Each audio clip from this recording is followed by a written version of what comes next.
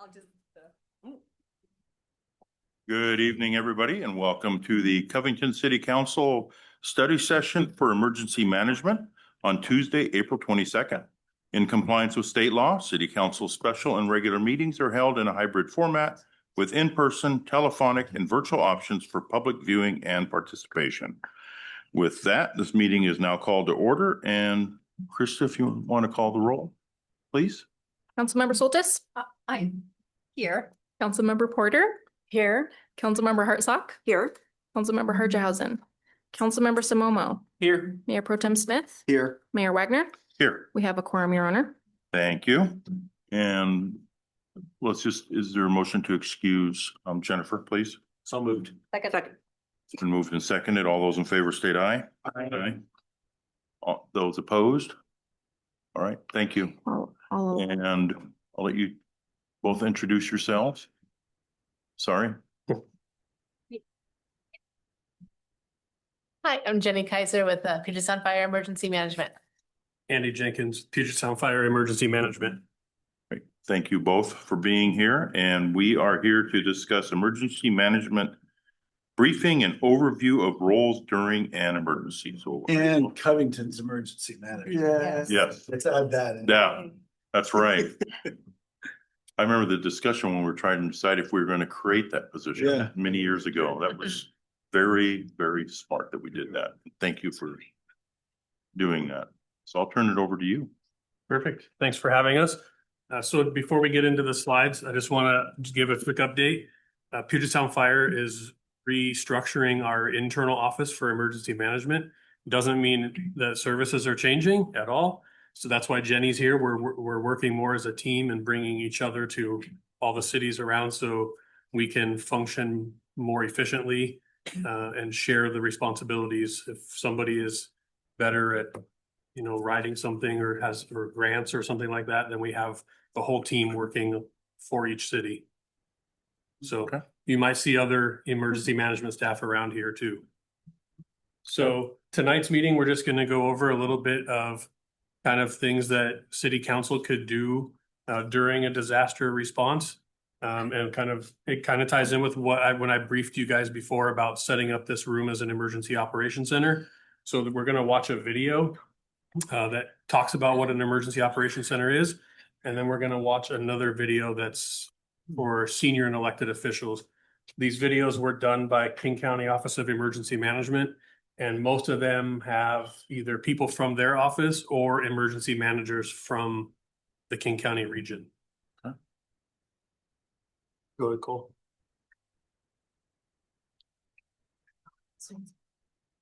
Looks like it's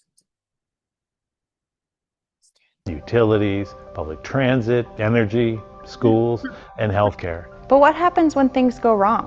What happens when these services aren't available? An earthquake, undoubtedly you felt it. Things are still rolling even as we speak right now. We saw the waters rise very quickly the past few days.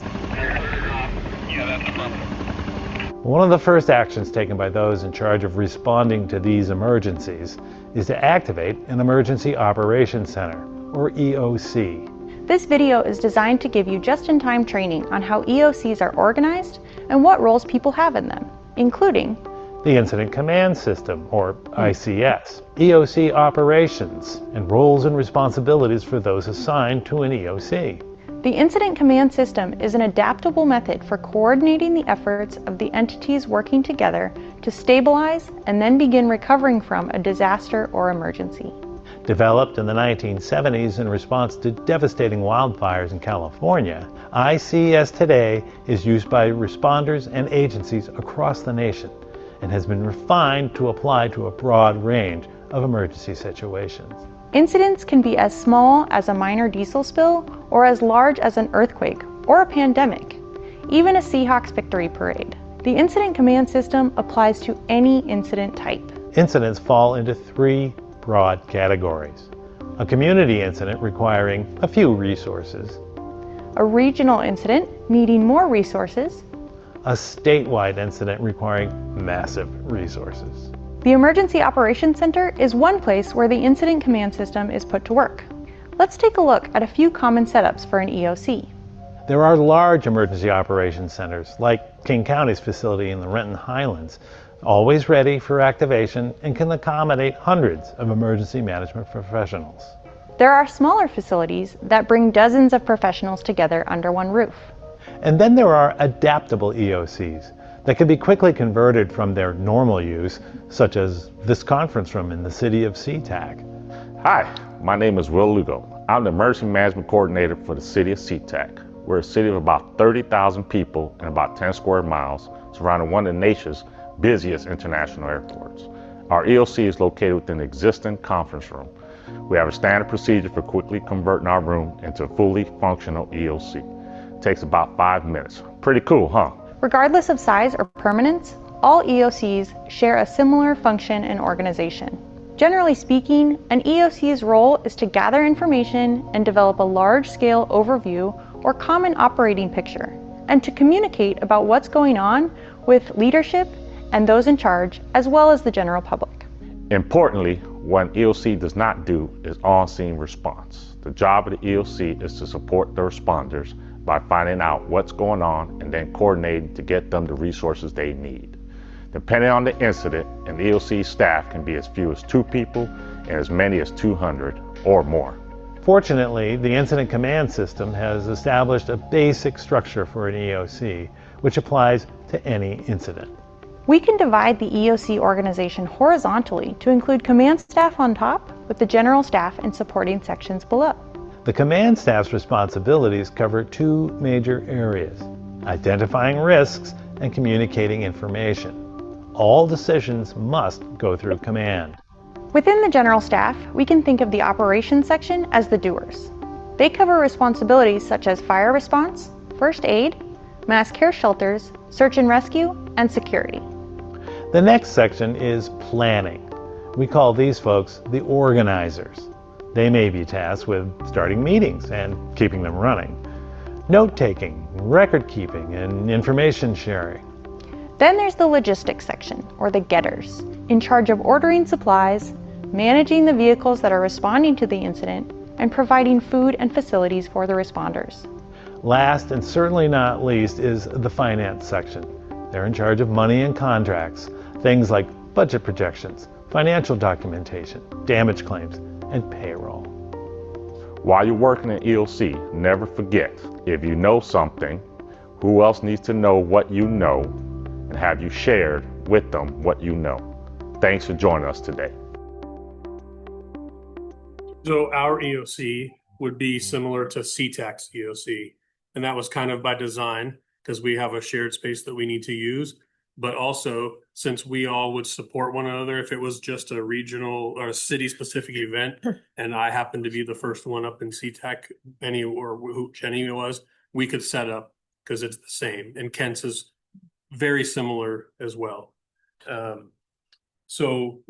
Here in Covington, we're to a point now where we're starting to identify city staff to work in our EOC, and they're going to start taking some additional training to be able to function in those roles, because it's oftentimes different than their day-to-day job.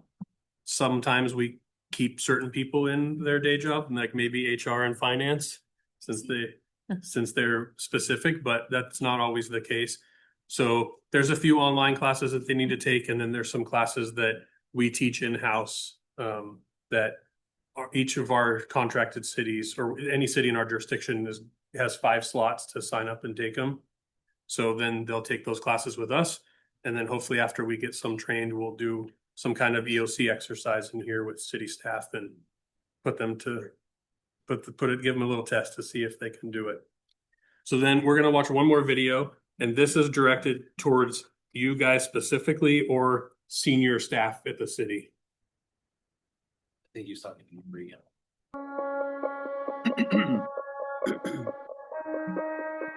And I think it's like 5 minutes. Hello, I'm King County Executive Dow Constantine.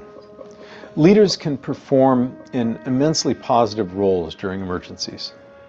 Gaining an understanding of local emergency management organizations and plans helps leaders limit damage to their community when emergencies happen. As we face increasing risks from a changing climate, advanced knowledge of emergency preparedness and response is becoming ever more essential. I am incredibly grateful for local response efforts to COVID-19 and other disasters such as the Bolt Creek fire in 2022. This short video describes effective roles for elected and senior officials in emergency management. Emergencies are unexpected incidents that disrupt our typical day-to-day routines. Emergencies are caused by storms, heat waves, utility outages, wildfires, hazardous material releases, earthquakes, or other disruptions to a community.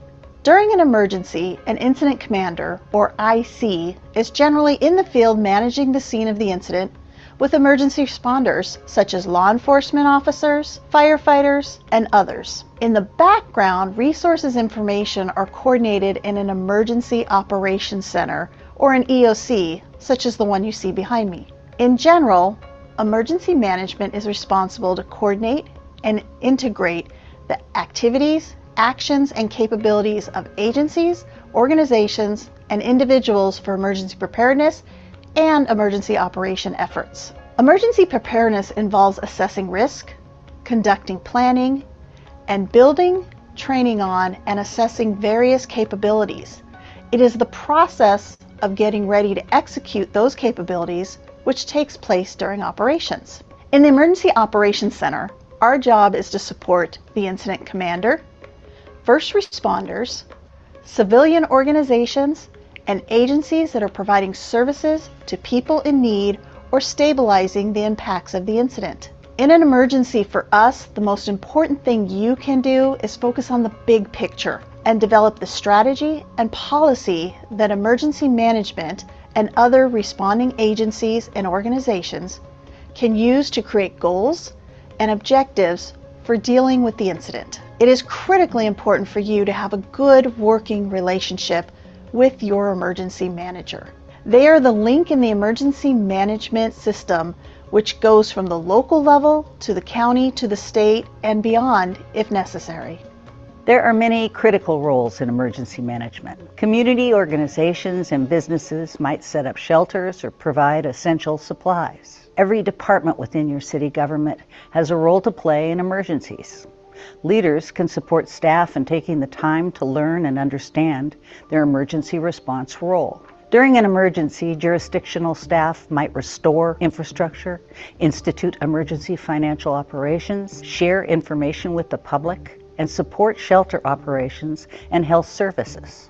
Emergency managers can almost be considered change managers because we guide people in operating outside their typical roles. Emergency managers also make sure that work complies with policies and plan objectives before, during, and after a disaster. Emergency managers excel at finding creative solutions to complex problems. The best way leaders support a unified response is by establishing clear policies and strategies and ensuring that they and their staff are educated on their roles before, during, and after a disaster. Senior and elected officials can prepare for emergencies by getting to know their emergency manager and emergency and continuity plans, making planning and training a priority, reviewing legal authorities and policies, championing community risk reduction and adopting mitigation plans, encouraging the public to plan to protect themselves during a disaster, and preparing an emergency go kit and family plan so that they can be ready to respond. Ensuring your jurisdiction is signed on to the Regional Coordination Framework, or RCF, for quicker access to mutual aid from partners. During a disaster, senior and elected officials establish contact with the emergency manager and receive status updates. Ensure that the EOC has clear policy direction and empowers emergency managers to make decisions. Issue or arrange for an emergency proclamation or declaration. Determine when to issue other emergency policies or protective measures such as curfew, shelter in place, and evacuation orders. Often, this is achieved through a policy group in the Emergency Operations Center. Approve public information messaging as appropriate or serve as a spokesperson. After a disaster, senior and elected officials convene key stakeholders to establish a vision for recovery. Work with emergency management to convene and maintain recovery efforts. communicate coordinated information to the public and the media, support the community through recovery. During the day-to-day, top officials can help ensure their organization and the public are prepared. Your role is not to set incident objectives or direct tactical operations. Rather, senior and elected officials delegate this role to incident commanders, first responders, and the EOC staff who are qualified to manage the incident. You can always reach out to your local emergency manager for more information. Thank you for your leadership and service. Emergency management is an expansive field that seeks to reduce harms before, during, and after an incident. Healthcare, public education campaigns, even capital projects such as seismic retrofits are all essential to emergency management.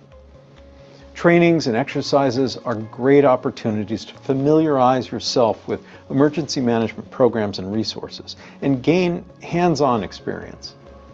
To learn more, you can view other short films in this series about how an emergency operations center functions. Thank you for watching this important video and serving your community.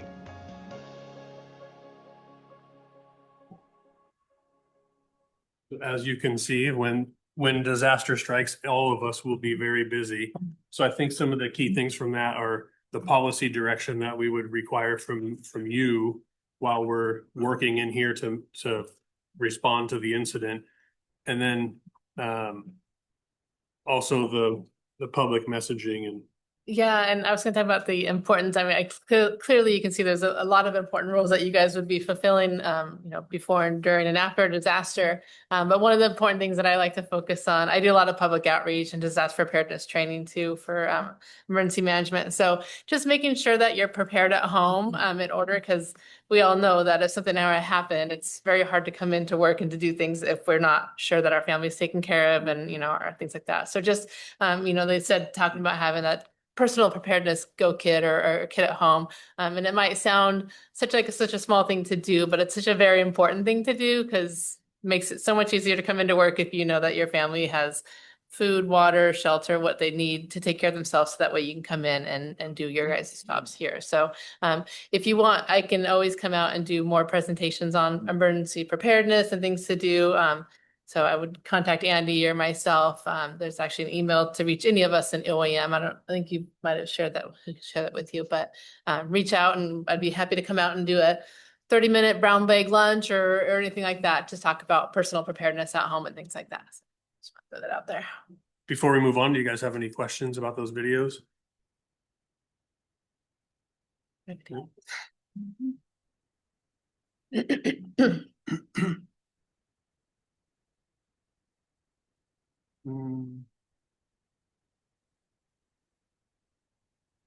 Am I doing something wrong here? Back there. That's good. It did go full. Getting a signal. It's, see the blue light on. I don't know what's going on there.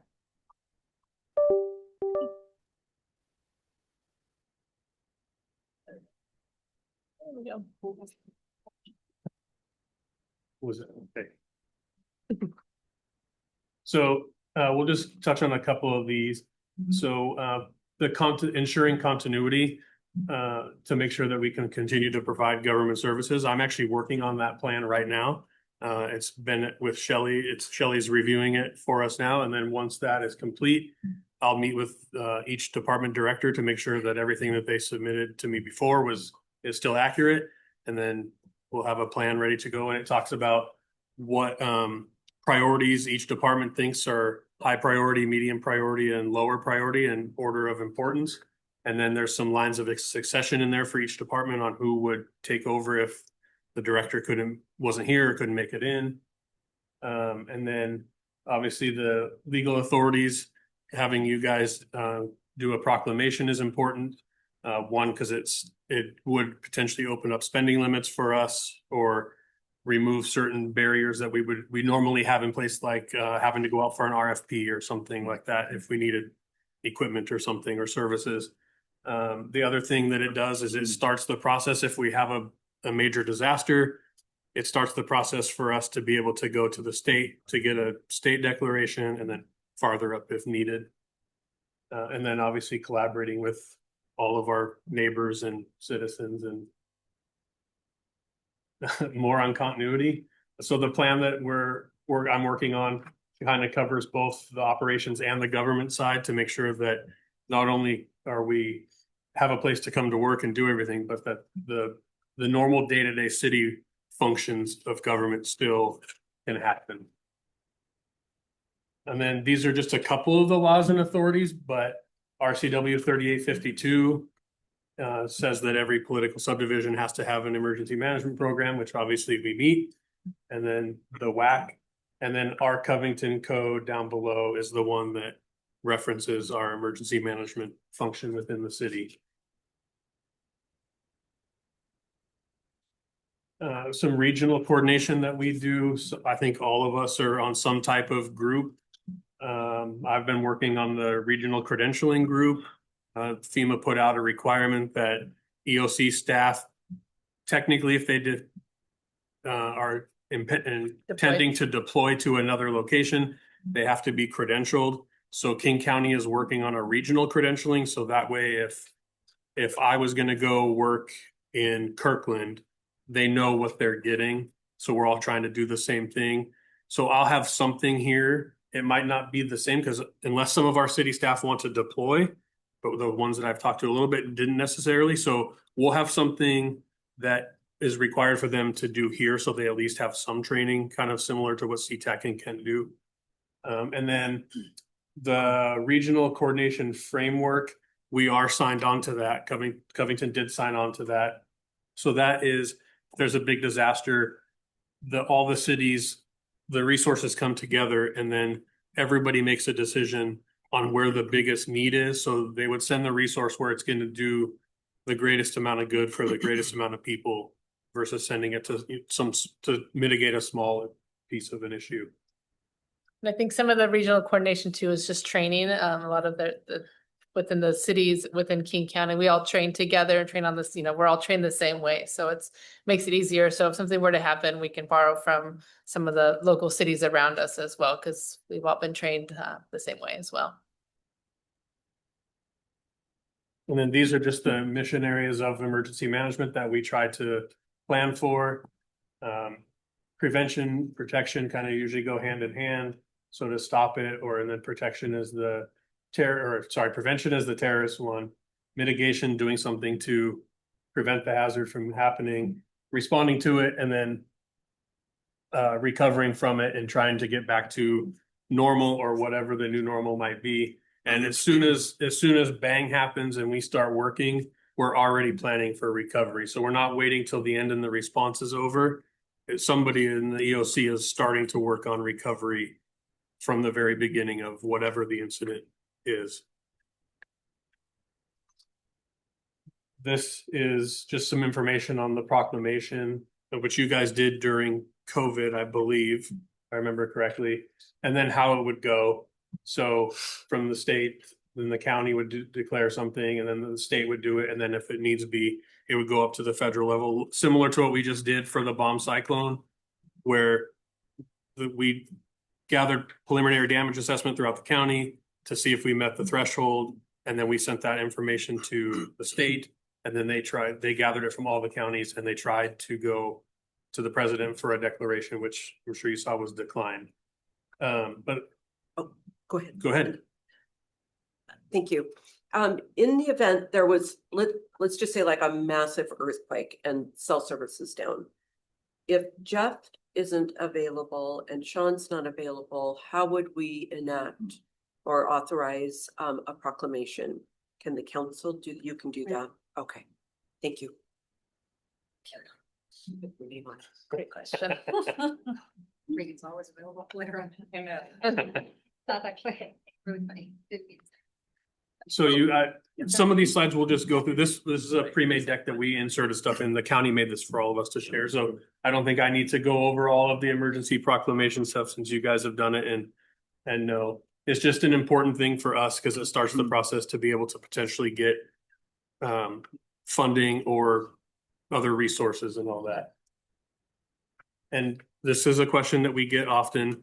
You guys do not need to do a proclamation for us to open up the EOC in here and work. So we could do that without that. So the other thing about the EOC we were talking about recently is there's 3 levels of activation. Level 1 is the highest level where this would be fully staffed. Everything would be set up in here. It would be all hands on deck. Level 2 would be minimal staffing. It's open, but maybe not everybody's here. And then level 3 could be just a couple of us sitting with the computer and working. So like when the bomb cyclone hit, I was actually in Colorado at our National Emergency Managers Conference, and Don and I and Jesse were on the phone or on Teams handling the situation that way. So it doesn't need your proclamation to do that. This is some information on how the declaration works, which I just talked about. So it's a slow process. And as we just learned, we didn't get the declaration for the bomb cyclone, so they can appeal it and see if we can get it again, which we would be able to do also. One thing, King County has a $10.7 million threshold that they have to meet, and the state has a $14 million threshold that they have to meet as a whole. So if everybody meets those thresholds, then the state can appeal to the president for a federal disaster declaration. But one of the things that we have to do at the very beginning is send out people or crews or whatever, or us or somebody to do a damage assessment and approximate the value of what is damaged and take pictures and document it all and send that into the county.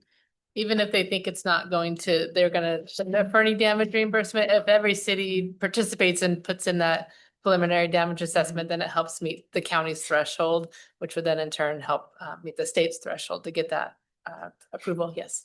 So what happens if it's just the city of Covington, like some really pinpointed, is there a threshold, or do we still have, since we are in King County, it's still 10.7 or? It's right now, it's still the King County. 10.7, so we'd have to have a lot. back up. Yeah. No, okay, got it. But the chances of it just being a Covington thing, but yes, but no, it's a great question though, but yes, it's, If the tree falls on the Margaret Hardo Pavilion, I mean, that's pretty close right there. We can get that, right? There's people in there. Yeah, well, no. I mean, and they put like, usage of, uses of time for the machines that they're working on, the employee hours and generator usage. I mean, it all gets combined together. Oh, So like we tried to break down for the city, we tried to break down how much time they were in their backhoe or dump truck or whatever, and if they were using a generator, or if we would have had to be on generator power here, we could do that. And then this is just some different programs that FEMA has that we can refer our citizens to. We'll hit on a couple of them that you've probably heard of. The FEMA individual assistance is for people that are uninsured or underinsured to try to get their home back to a livable and sanitary means. It's not going to make them probably completely whole again, but it's going to make their home habitable. Yes. And then public assistance, which is what the state was going for from November, is to rebuild public places or infrastructure. Yeah. Yeah, to get money back, and usually public assistance too, when you get, so if we met the threshold, say, Covington met $10 million in damage or whatever it is. When you get the public assistance back, it's FEMA pays for 75% of your total cost, and then the other 25% is usually split between the state and the city that's responsible. So there's a 12.5% about that each city would be responsible. Had to come up with that amount, and the other portion will be covered. And then people can also apply for the small business administration loans. They're low interest loans, but it is something that they would have to pay back.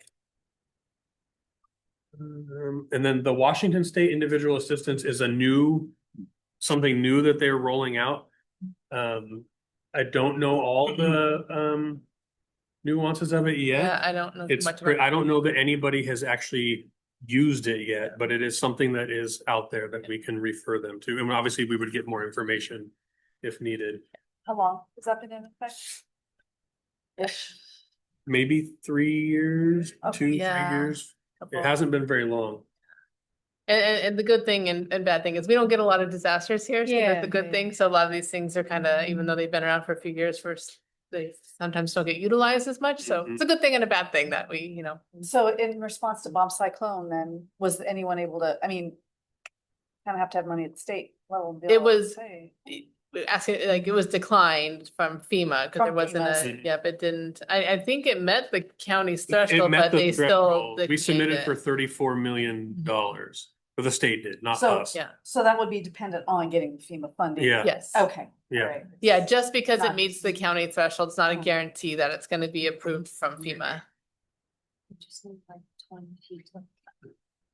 And then these are just some of the things that the assistance that could be provided, temporary housing, which you've seen, like in the Maui wildfires, for example, they set up those, can't remember what they, like ADU kind of things Mhm. almost all over the place, and legal services and counseling, obviously, which was important after a disaster. Yes. Yeah, eyeglasses. The public assistance, which we just talked about. Oh, there you go. In 2024, the King County was 10.4 and the state is 14.1. So for the thresholds that they have to meet to be eligible to do it, to apply for it. And then you see at the bottom, it's public buildings or public work systems and maintained or unmaintained features. So one thing, for example, Snohomish County, they own their PUD and they suffered a significant amount of damage up there during the bomb cyclone. So if it would have been approved, they would have been able to repair that or get reimbursed for the repair. Yeah, I think, Repairs. I think it was a few years, well, more than a few years ago, but there was another big windstorm and the Kent, the golf course netting was damaged. And so they were able to get that replaced because it was a declared disaster. So those are quite spendy apparently. Yeah. And then the small business administration loans for homeowners to repair their homes. Do anything if they need to repair anything to mitigate any other for future damages. Anything else on that one? No, not too much. Health and Human Services. Oh, go ahead. I was gonna say, in the event of a major disaster, we will have like SBA loan offices, I guess, set up for the public and things like that. So it wouldn't, I mean, it would be publicly out there for them. So people know where to go and how to get those SBA loans. And then obviously Health and Human Services will come in if we needed help with sheltering or medical services. Crisis counseling again. And making sure that everybody can do something to get back, even if they're not whole. Maybe the parents can go back to work and the kids can go to school or daycare or wherever the case may be. Oh, there's the one for Washington. So it will provide housing assistance and rental assistance for our citizens in the state. So that is the end of our slides.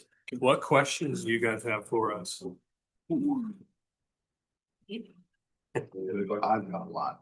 Oh my. You get 1.5.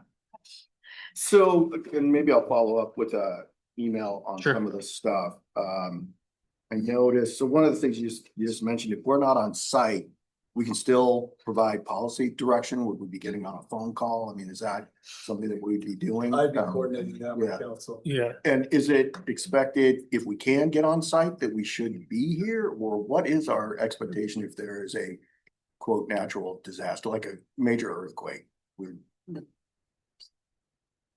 So you wouldn't necessarily be in the EOC. Right, but You would, it's yeah, or wherever it is. Yeah. I'm also working with Cole too, setting up a virtual EOC on Teams. Okay. We're building out rooms. So Okay.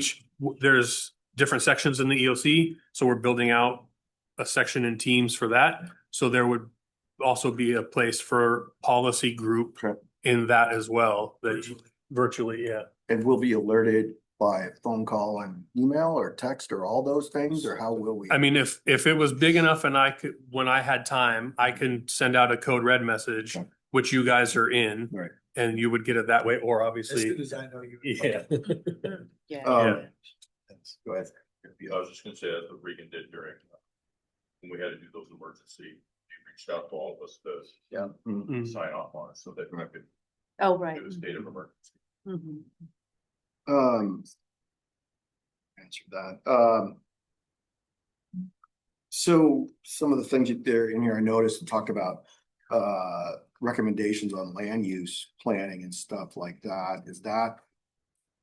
Does your role, and you work with the master plan of the city's growth management plan, that sort of thing, on where development should take place or where resources should be staged? I'm just wondering what that I think process looks like. Yeah, I think it would be something like the hot topic now is the wildland urban interface stuff. So I think it would be something like that, like working with, I just came to the planning commission meeting earlier this week with Selena to answer some of their questions, and that stuff came up. So when I did the comprehensive emergency management plan, last time it was due, I did work with all the different departments to come up with the proper ways to do things. So I think it's just a collective, if something is being planned and it could be related to emergency or now climate change or anything like that, if I'm involved with community development, or if I'm doing something and involve whichever department director or their team that needs to be. So going forward, maybe at one of these meetings in the future, individual updates on those types of things would be helpful, I think, for us to know.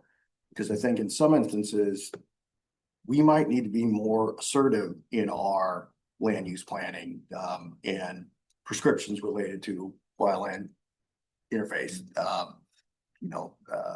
Talking about setbacks and things like that, because I think it's only a matter of time till we have a major fire here in Washington, and well, we already had major fires in Washington. So, I want to talk more about that. There was something else I wanted to. Just one of the things I also think I appreciate in this graph or kind of flow chart you're talking about, how you're always preparing for an incident.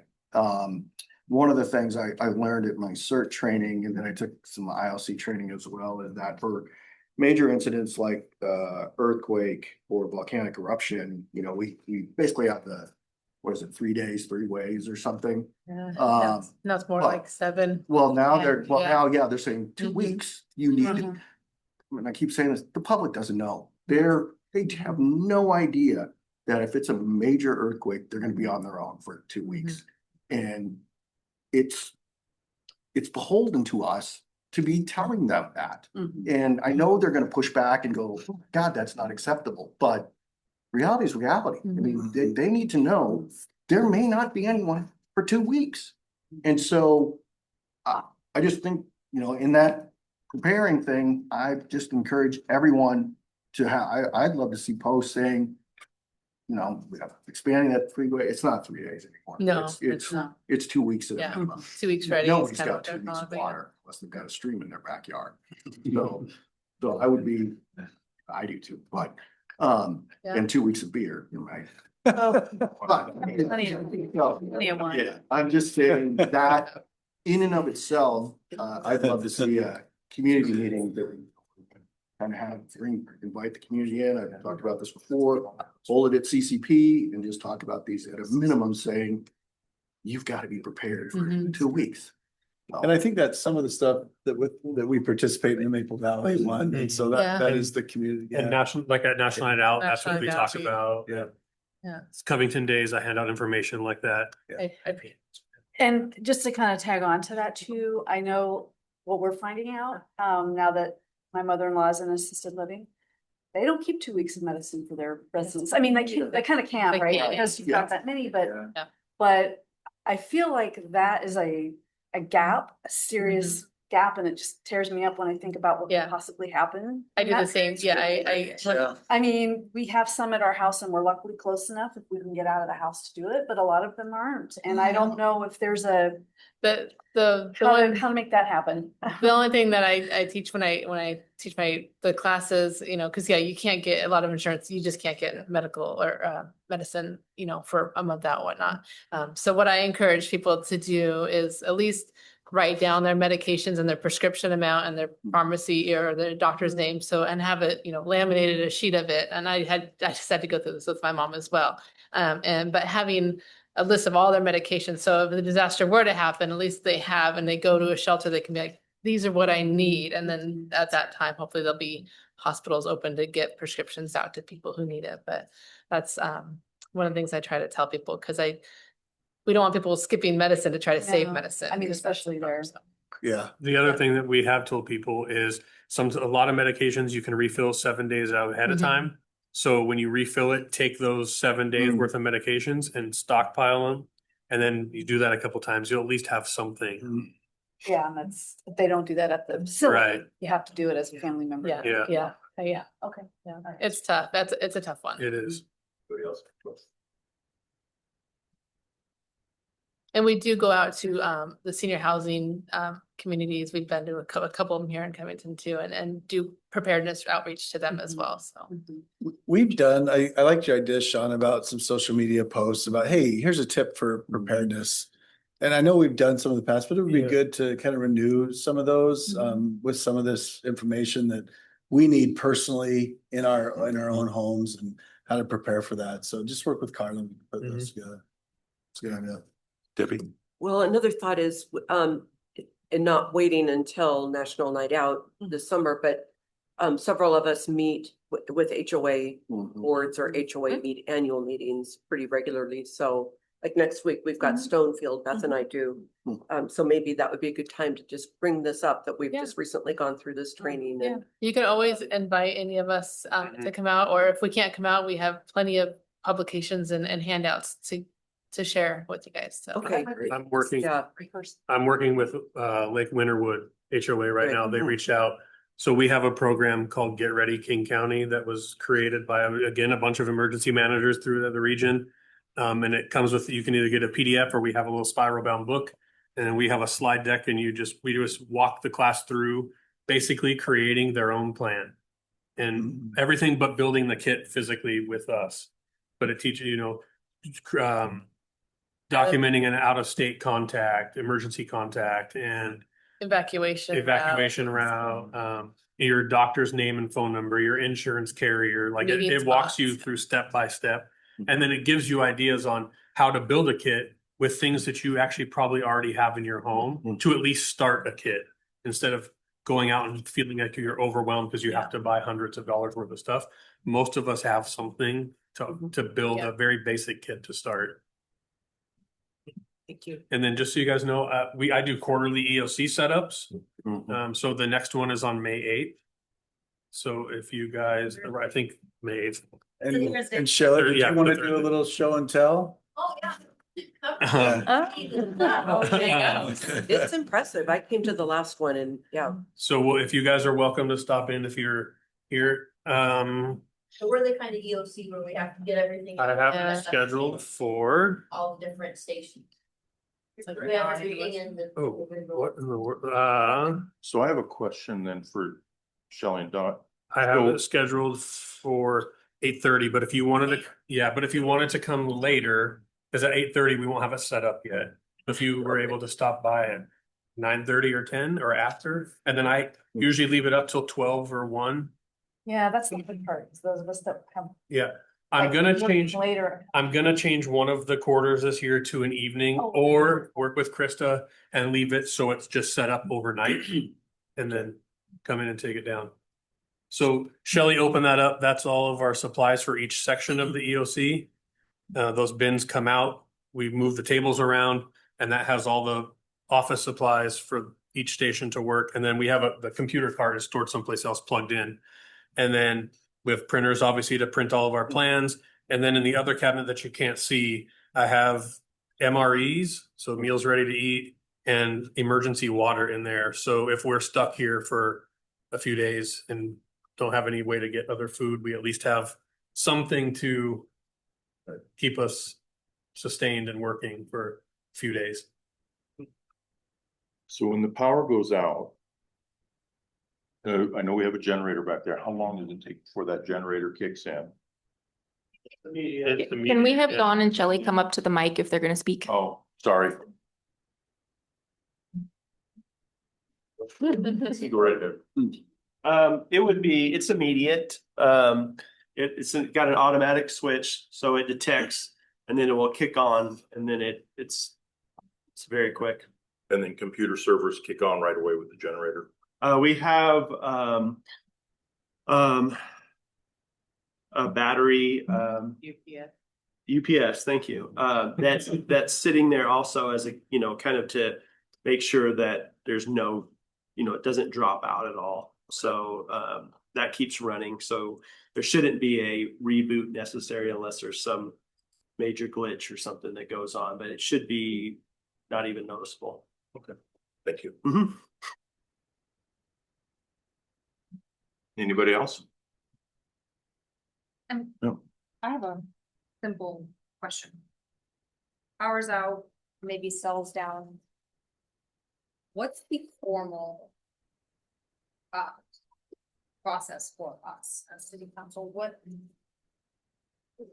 do we come here immediately? Is it, do we sit around and wait? It's really what your job is now, policy, right? And so if we needed some kind of policy directive, then I would be reaching out to your liaison to the EOC, and we create that policy. Yeah. Yeah. Smoke signals. Regan's. I don't know. Regan. I mean, at a Out to come get us. at a certain point, we just won't be able to get a hold of everybody. Yeah. So there's no formal requirement of us that like we could understand today, for example, like. Is there a time that we should come here? What do you think? Can I speak to that? Yeah. Part of the things that we have to determine is, and anything, this could be down. We might not be here. So the first things we're going to be doing is assessing, all right, where is this? Is it going to be here? And that's going to be part of even our response and stuff, even for, operations and that type of thing. So all those pieces will be one of the first things we're doing is deciding, okay, where are we going to be? And then if there is, okay, yes, policy, yeah, we'll be here. Oh, we're also going to have a virtual option. Those types of things would be the information that we would be sending out depending on, one of the first things that we would be doing. So, and that's the reason why it's different because we just don't really know. So. And our EOC is the way it's set up is movable. So our first alternate site is the police station. Because we used to be the maintenance facility, but as I was going through planning, we have to go over or under bridges to get there. We can't do that after an earthquake. So we moved it here and then different places after that. But okay, thank you. Thanks, Don. Mm-hmm. So I know many of us have taken the CERT training, maybe in the last few years. And there are other residents. What do we do to activate those plans? I mean, I know I haven't practiced it, so I'll do my best as that role. You mean activated a CERT team? You mean? Yeah, do you reach out to them just to, it's kind of a grassroots thing, but. Yeah, it is a grassroots type thing. So we don't manage because there's just too many within to manage all the neighborhoods and all the cities. So it's more grassroots. So we try to, everybody can manage their own. But if there was a specific message that we needed to get out, like maybe we needed people to help with sandbagging or things like that, we can send a message out to past CERT graduates to be like, hey, this is where we need help. Okay. But as far as like individual neighborhood teams, they kind of manage themselves. Yeah. How do they know each other exists? That is a great question. I'm like, I don't understand. Yeah, it's a information. Like you just stick a flag out in your front Pretty much. No, a lot of it is because of privacy rights, and I've talked with the state cert coordinator a few times, so they're trying to get something on board within the states where people who have taken the cert class can maybe like log in and find out something like that, but that doesn't exist right now. And we can't necessarily share information with other cert, like when people take the cert class, I can't be like, hey, here's who's in your neighborhood. It's just privacy reasons you can't. So the best way to do about it now is if you live in a neighborhood that has like HOAs, is talking about an HOA, because then you would find out who, within your neighborhood, because some people take cert and only take it for their own personal family, which is fine. And then some people want to help out others. So the best way I would say is reaching out to the HOAs, or maybe like a community blog. Some neighborhoods have that. I know Maple Valley has a pretty strong cert team blog thing that they've got going out there too. So kind of reaching out that way, finding out. Yeah, it But seems like not waste, but untapped potential It- to train individuals in the county. Yeah, For them to network, there seems to need to be a space for them to voluntarily identify themselves. I on a- fully agree. Yeah, and I'm working with the state, but they're like, yeah, there's still nothing yet. I'm like, because I get that question every year in cert. That's Well, the main that's what you told me. question. I'm like, that cannot be. I know, no, it is, I know, and I hate telling. You misheard. I hate telling people that, but it is just reaching out to their neighbors and trying to get, hopefully when they take the class, maybe they'll convince their neighbors to take the class, and then at least you have a few It's such a people. great program. So there are some neighborhoods who do have multiple people, but it is hard. I agree. Get it All right, so, Shakes. okay, make it quick. If there's a PDF, I know you mentioned flyers that we can share with our HOAs, if there's a PDF form of that, could you get that to Krista so we can potentially share at least with our HOAs? Yeah, and we have a bunch of different ones, but if you have something Whichever. specific that you wanted, Just to tell people to prepare. yeah, 14 days. absolutely, yeah, Yes. we can, yes. Well, thank you Yeah. very much. Wealth of information, so always appreciate it. So thank you. Thank you With for that, having us. we will, this meeting is adjourned, and we will start our regular council meeting at 7 PM. Thank you.